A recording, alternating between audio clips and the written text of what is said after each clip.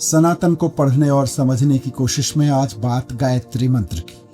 गायत्री मंत्र सनातन वैदिक परंपरा का सबसे प्रसिद्ध मंत्र। बचपन में मेरे पिता ने मुझको ये मंत्र याद कराया था। वो कहा करते थे, जब कभी मन उलझ जाए ना, डर लगे, एनर्जी लो लगे या भीतर बेचैनी हो, तो गायत्री मंत्र का जाप कर लिया करो। बाद में आर्य समाज के संपर्क में आया तो इस मंत्र को और गहराई से समझने का अवसर मिला। लेकिन जब मैंने वेदों और उपनिषदों को पढ़ने की कोशिश की तो ये बात समझ में आई कि गायत्री मंत्र केवल पूजा या प्रार्थना का मंत्र नहीं है। इसके भीतर पूरे अस्तित्व को समझते हुए हमारी बुद्धि को सही दिशा में ले जाने की एक बहुत गहरी दृष्टि छिपी हुई है।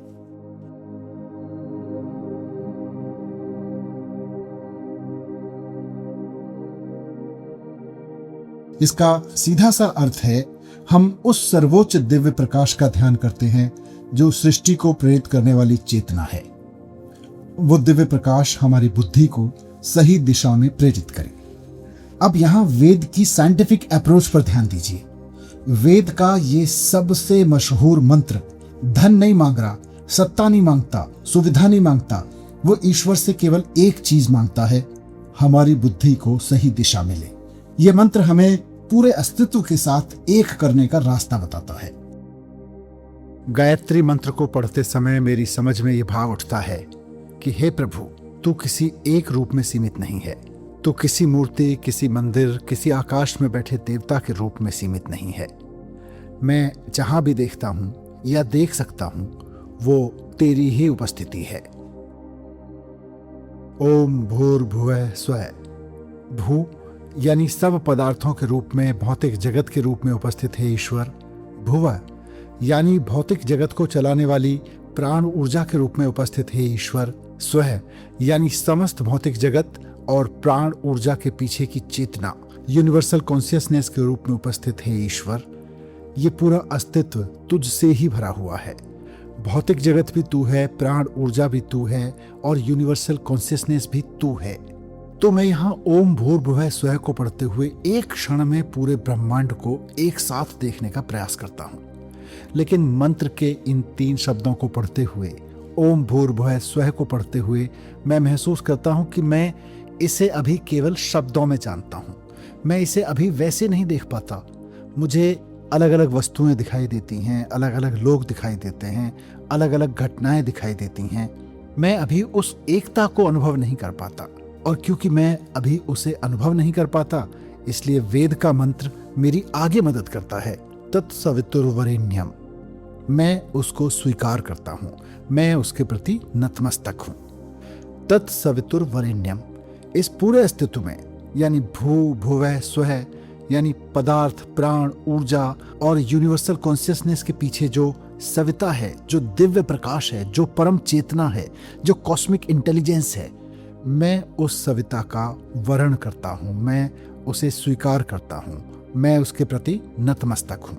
इस ब्रह्मांड के पीछे जो गहरी व्यवस्था है, जो नियम है, जो बुद्धि है, जो मूल प्रेरक शक्ति है, जो एक बीज को वृक्ष बना देती है, जो एक कोशिका को जीवित प्राणी बना देती है, जो ग्रहों को उनकी कक्षा में चलाती है, जो अरबों तारों के बीच भी एक व्यवस्था बनाए रखती है, वो तू ही है।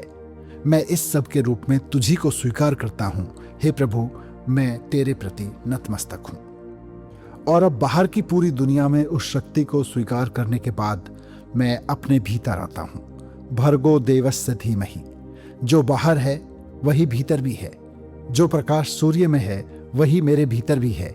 जो चेतना इस ब्रह्मांड में व्याप्त है वही मेरे भीतर भी है। मैं उसी प्रकाश को अपने भीतर अनुभव करने का प्रयास करता हूँ। मैं तुझे पूरे ब्रह्मांड में देखता हूँ और मैं तुझे अपने भीतर भी अनुभव करना चाहता हूँ। मैं उसी बुद्धि को अपने जीवन में पहचानने का प्रयास करता हूँ जो ब्रह्मांड को चला रही है। क्या वही मेरे भीतर भी काम कर रही है? मैं इस पर चिंतन करता हूँ। लेकिन अभी मैं वहां पहुंचा नहीं हूं। मैं केवल उसकी दिशा में चल रहा हूं और इसलिए धियो यो नः प्रचोदयात्। मैं प्रार्थना करता हूं कि मेरी बुद्धि को सही दिशा मिले। धियो यो नः प्रचोदयात्। मैं अपनी समस्या को देखता हूं। मेरा अहंकार, मेरे भय, मेरे भ्रम, मेरी सीमित समझ, ये मेरी समस्याएं हैं। इन्हीं के कारण मैं सत्य को नहीं देख पाता। इसलिए मैं धन नहीं मांगता, मैं पद नहीं मांगता, मैं चमत्कार नहीं मांगता। मैं केवल ये प्रार्थना करता हूँ, धियो यो नः प्रचोदयात्, मेरे भ्रम दूर हों, मेरे अहंकार दूर हों, मुझे अस्तित्व को वैसा देखने की क्षमता मिले जैसा वो वास्तव में है, ताकि जो सत्य वेदों में ऋषि देख रहे थे उसे मैं भी देख सकूं, ताकि जो प्रकाश पूरे ब्रह्मांड में व्याप्त है उसे मैं भी अपने भीतर पहचान सकूं। वेद कहते हैं कि तू हर जगह है। मैं उस संभावना को स्वीकार करता हूं। मैं उस सत्य की ओर बढ़ना चाहता हूं, लेकिन मेरी बुद्धि अभी सीमित है। इसलिए मेरी बुद्धि को उस सत्य तक पहुंचने की दिशा दे। जिस सत्य और व्यवस्था से ये ब्रह्मांड संचालित हो रहा है, मेरी बुद्धि भी उसी के अनुरूप हो जाए। धियो यो नः प्रचोदयात्, यानी मुझे नई जानकारी मत दो, मुझे सही दृष्टि दो।